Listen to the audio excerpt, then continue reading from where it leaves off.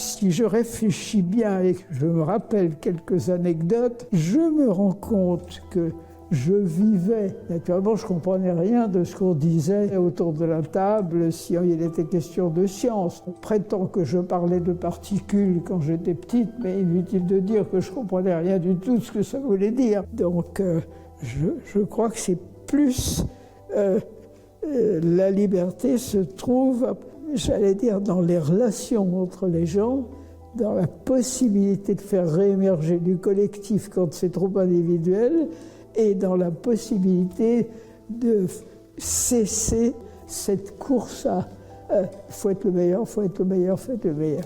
L'image de Marie Curie n'avait pas atteint le statut d'hyper-icône, si j'ose dire, qu'elle a atteint maintenant dans le monde. Oui, évidemment, ça a influé, mais il ne faut pas oublier que la fin de la guerre a été marquée, et particulièrement dans une famille comme la nôtre, par les bombardements d'Hiroshima et Nagasaki. Eh bien oui, c'est que la science dans laquelle mes parents travaillaient, c'était pas n'importe laquelle. Et donc, je dirais, d'emblée, mes parents se sont trouvés vouloir qu'on développe les applications dans le domaine civil et se battre pour qu'on essaye de faire en sorte d'éliminer les armes nucléaires aussi vite que possible, c'est-à-dire avant qu'elles se répandent. On pensait que fallait aller plus loin. On voulait avoir une thèse, on voulait être payé. À l'époque, on s'est organisé pour dire que c'était pas comme ça, qu'il fallait un statut pour la recherche, qu'il fallait des vraies possibilités de carrière qui permettent à des jeunes de voir plus loin que d'une bourse dans l'autre, d'une année sur l'autre. Je constate que, si vous voulez, que la vie des jeunes chercheurs aujourd'hui, si vous voulez, est plus contrainte, fait face à des difficultés qui ne font que s'aggraver. Pour que l'individu s'affirme, il faut qu'il soit à la tête du truc. Eh bien, je leur dirais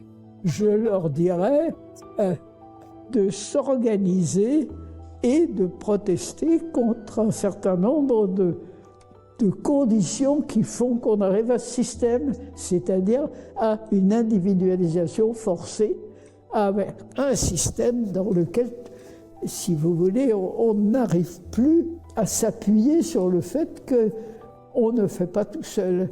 Le plafond de verre, il a eu tendance évidemment à exister dans toutes les disciplines, mais quand même, l'un dans l'autre, elle a toujours été plus marquée dans les disciplines avec individualisation, etc., et pilotage par une tête, voilà, maître après Dieu, d'une certaine façon.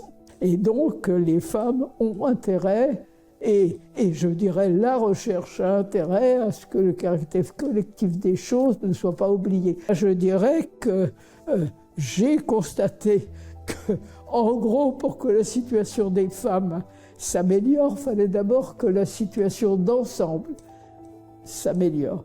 J'ai envie de dire aux jeunes, au vu des difficultés qu'ils rencontrent, organisez-vous pour dénoncer les raisons pour lesquelles on en arrive à reculer au lieu d'avancer.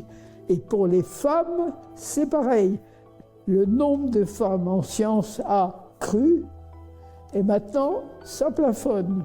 Ce programme m'a fait penser, quand j'ai connu son démarrage, au fait qu'elle-même s'était occupée de promouvoir des déplacements, donc payés, pour pouvoir payer les jeunes chercheurs pour se déplacer en Europe. Je ne pouvais pas imaginer, quand je l'ai vu démarrer, l'ampleur qu'il allait prendre, mais ça supportait une idée qu'elle aurait aimée, certainement, et une idée qui me paraît très bonne.